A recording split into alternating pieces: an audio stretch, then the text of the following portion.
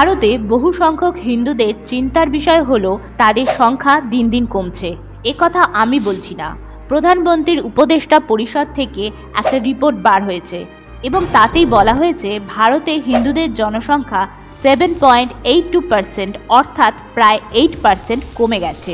অন্যদিকে মুসলিমদের জনসংখ্যা 43.15% বেড়ে গেছে, যার মানে ভারতে হিন্দুদের সংখ্যা দ্রুত হারে কমছে এবং মুসলিম জনজাতির সংখ্যা দিন দিন বাড়ছে। আমাদের এই ইনফরমেশন ভালো লাগলে please do like share our YouTube channel no and joy. গত কদিন ধরেই একটা রিপোর্ট খুব চর্চা হচ্ছে। প্রাইম মিনিস্টারের আন্ডারে একটা ইকোনমিক অ্যাডভাইজারি কাউন্সিল আছে, তার দ্বারা একটা গ্লোবাল স্টাডি করা হয়েছে যার মধ্যে 167টি কান্ট্রি রয়েছে। তাতে দেখা গেছে ভারতের মধ্যে যে মেজরিটি পপুলেশন রয়েছে তা শার্প ডিক্লাইন হচ্ছে। সার্কের আন্ডারে ইন্ডিয়া ছাড়া যেসব কান্ট্রি রয়েছে যেমন পাকিস্তান, আফগানিস্তান, বাংলাদেশ, এসব দেশে যে মেজরিটি অফ পপুলেশন রয়েছে মানে মুসলিম পপুলেশন তা ইনক্রিজ করেছে।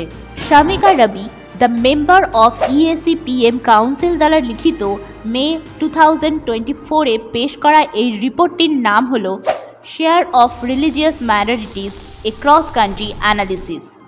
1950 থেকে 2015 মানে মোট 65 বছরে ভারতে হিন্দুদের পপুলেশনে 7.8% ডিক্লাইন হয়েছে।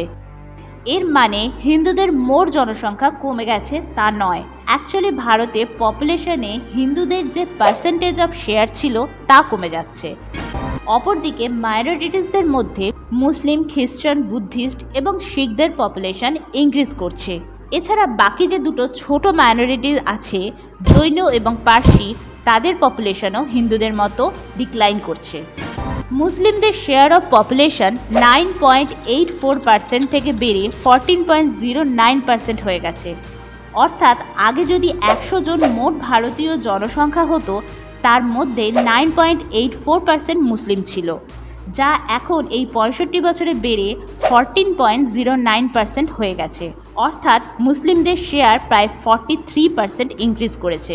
একইভাবে খ্রিস্টানদের শেয়ারের ক্ষেত্রেও 5.38%, শিখদের 6.58% এবং বুদ্ধিস্টেরও সামান্য কিছু পার্সেন্ট ইনক্রিজ করেছে। অন্যদিকে আমরা দেখতে পাই হিন্দুদের ক্ষেত্রে এই শেয়ার 84% থেকে কমে 78% হয়ে গেছে।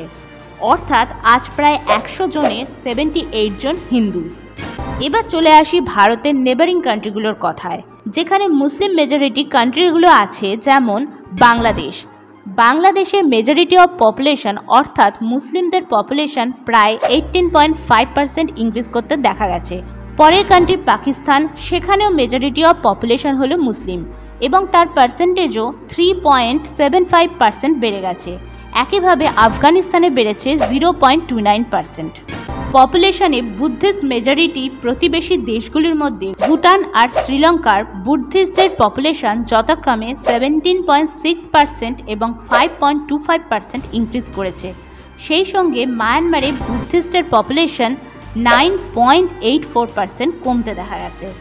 ভারতের সাথে সাথে নেপাল, যেখানে মেজরিটি অফ পপুলেশন হলো হিন্দু, তাদের ক্ষেত্রেও 3.61% পপুলেশন ডিক্লাইন করেছে।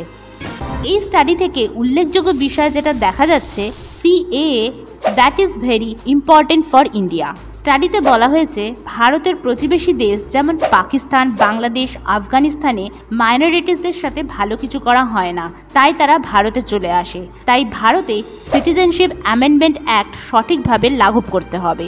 তাহলে এই স্টাডি থেকে বলা যেতে পারে CAA ভারতের পক্ষে সুবিধাজনক।